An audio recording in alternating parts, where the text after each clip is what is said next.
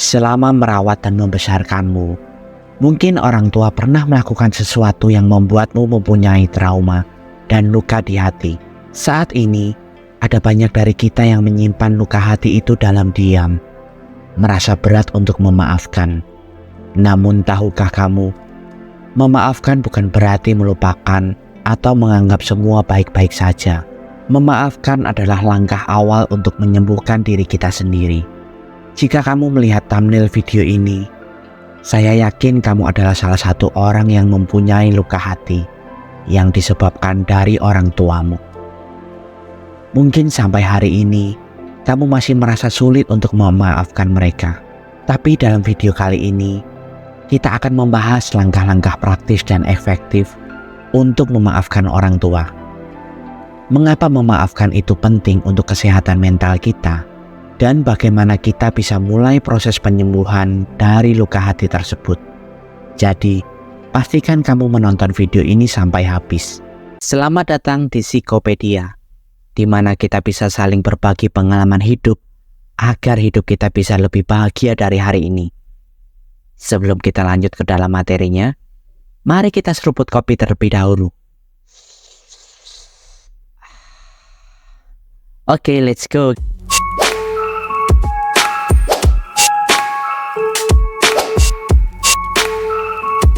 Luka hati. Adakah di antara kalian yang saat ini masih belum bisa memaafkan mereka? Berapapun usiamu saat ini, kamu masih memendam perasaan sakit dan kecewa terhadap orang tuamu. Percayalah, hidupmu tidak akan pernah merasa plong dan bahagia bila kamu belum bisa memaafkan mereka. Belajarlah untuk memaafkan, baik itu orang tuamu sendiri atau orang yang telah menyakitimu. Karena hal itu kamu lakukan bukan untuk mereka, tapi untuk dirimu sendiri. Jangan pernah berpikir kamu tidak akan pernah memaafkan mereka seumur hidupmu. Ingatlah, Tuhan tidak akan suka dengan manusia yang mempunyai dendam.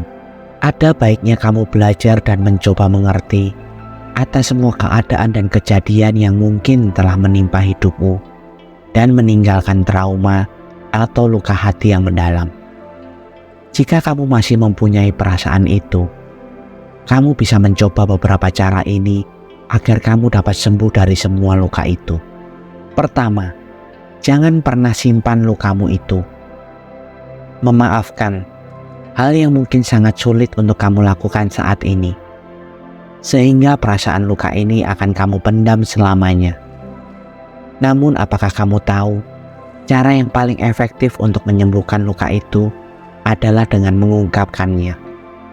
Dengan mengungkapkan perasaanmu, akan membuat hati dan perasaanmu tenang. Dimana dengan bercerita, akan membuat rasa yang kamu rasakan ini dapat terbagi. Walaupun orang yang mendengarkanmu tidak berkomentar apapun, tapi ada perasaan lega yang akan kamu rasakan setelah menumpahkan semua perasaanmu itu. Namun pastikan kamu bercerita kepada orang yang memang bisa dipercaya, seperti teman dekat atau anggota keluarga lainnya. Selain dengan bercerita, kamu juga dapat menulis jurnal. Dengan menulis adalah salah satu cara yang efektif untuk menyalurkan emosi. Cobalah untuk mencatat semua perasaan dan pikiranmu dalam jurnal. Hal ini bisa membantu menguraikan emosi yang kompleks dan memahami diri dengan lebih baik. Selain itu, jika kamu merasa siap, cobalah berbicara langsung dengan orang tuamu. Sampaikan perasaanmu itu dengan cara yang tidak menyalahkan. Fokus pada bagaimana perbuatan mereka mempengaruhimu. Misalnya kamu bisa menyampaikan bila kamu sangat tertekan atau terluka karena hal apa. Ingatlah, jangan pendam perasaanmu. Utarakanlah semua perasaan yang kamu rasakan agar tidak terjadi luka di hati. Kedua, akui dan terima perasaanmu sendiri. Dengan mengakui dan menerima perasaan yang kita alami adalah langkah pertama yang sangat penting dalam proses memaafkan. Terkadang, kita cenderung ingin menekan atau mengabaikan perasaan tersebut karena merasa bahwa perasaan marah atau sedih adalah hal yang buruk dan tidak boleh dilakukan. Namun hal ini justru bisa membuat emosi tersebut menjadi lebih kuat dan sulit untuk diatasi. Dengan mengakui dan menerima perasaan kita memberikan ruang bagi diri sendiri untuk memahami apa yang sebenarnya kita rasakan dan mengapa kita merasa seperti itu. Ini adalah langkah awal yang penting untuk menuju proses penyembuhan dan memaafkan. Karena kita tidak bisa memperbaiki atau mengatasi sesuatu yang tidak kita akui ada di dalam diri kita. Jika kita merasa marah atau sakit hati terhadap orang tua kita, mengakui perasaan tersebut bukan berarti kita menyalahkan diri sendiri atau orang lain. Ini adalah bagian dari proses alami dalam menghadapi emosi yang kompleks dan membuka jalan bagi kita untuk dapat mengatasi dan memulihkan diri dari rasa sakit yang kita rasakan. Memahami perasaan kita sendiri adalah langkah penting dalam memaafkan, karena memungkinkan kita untuk melihat dengan lebih jelas bagaimana kita ingin melanjutkan ke depan dan bagaimana kita ingin berinteraksi dengan orang tua atau orang lain yang mungkin telah menyakiti kita. Proses ini membutuhkan waktu dan kejujuran dengan diri sendiri, tetapi dapat membawa kebebasan emosional dan kedamaian batin. Ketiga, cari tahu akar masalahmu. Kebanyakan orang yang mempunyai luka hati terhadap orang tua tidak pernah mengevaluasi dari mana datangnya luka hati itu. Sehingga lama-kelamaan luka itu akan menjadi sangat dalam dan susah untuk sembuh. Sebenarnya inti dari semua ini adalah dari komunikasi antara orang tua dan anak yang buruk. Kebanyakan anak menangkap apa maksud dari orang tua dengan berbeda, sehingga mungkin mereka mengartikan bahwa orang tua tidak mengerti apa maksud kita. Sangat penting untuk mencari akar masalah dari luka hati kita. Renungkan dan refleksikan kepada diri sendiri, sebenarnya apa yang kita inginkan dari orang tua kita. Dengan memahami akar masalah yang membuat kamu terluka dari hubungan orang tua, merupakan langkah penting dalam proses memaafkan dan menyembuhkan luka hati. Pertimbangkan kejadian atau situasi tertentu yang menyebabkan kamu merasa terluka. Apakah itu dari komunikasi yang tidak sehat, mengontrolmu berlebihan, atau memang orang tuamu tidak mendukung apa hal yang kamu kerjakan? Penting untuk mengetahui akar kepahitanmu terhadap orang tua dari mana. Maka dari situ, kamu baru bisa memulai untuk proses penyembuhanmu itu. Keempat, pahami alasan mengapa mereka berperilaku demikian. Terkadang kita hanya bisa menuduh orang tua kita kalau mereka itu tidak mengerti kita. Tapi apakah kita pernah berpikir sebaliknya? Pernahkah kita berpikir dengan sudut pandang mereka juga?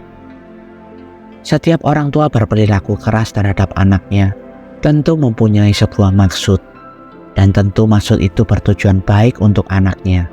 Namun terkadang cara mereka saja yang salah untuk menyampaikan kepada anaknya, sehingga apa yang diterima anaknya berbeda.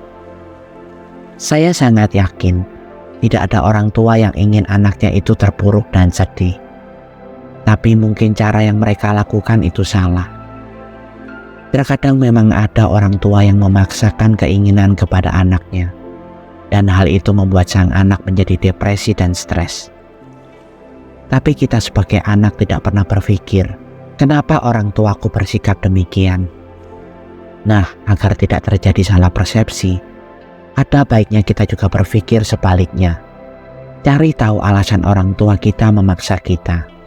Kamu bisa coba memahami kalau orang tua membawa pengalaman hidup dan nilai-nilai mereka sendiri yang mungkin berbeda dengan kita. Cara mereka mendidik atau mengarahkan kita seringkali didasarkan pada apa yang mereka yakini sebagai hal yang terbaik, berdasarkan pengalaman hidup mereka sendiri.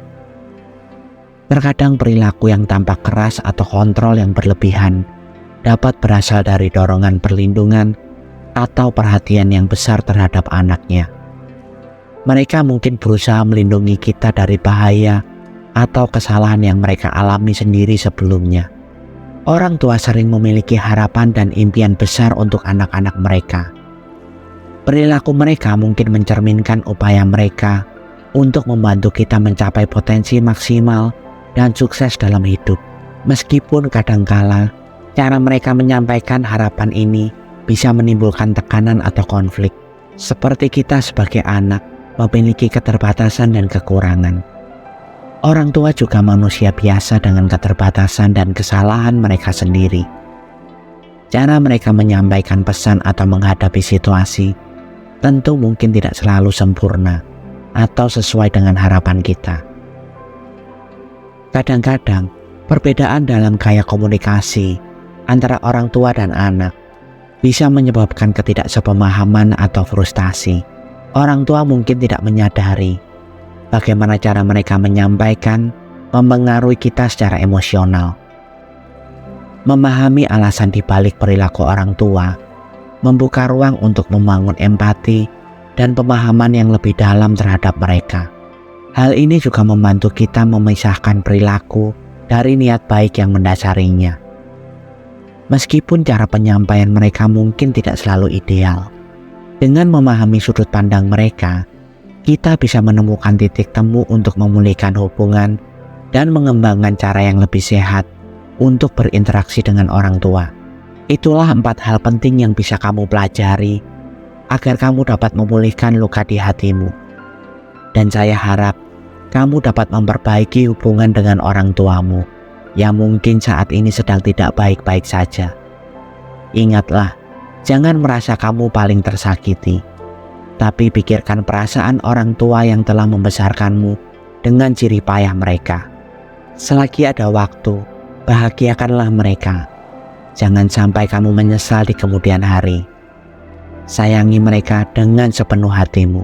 Terima kasih sudah mendengarkan video kali ini hingga akhir.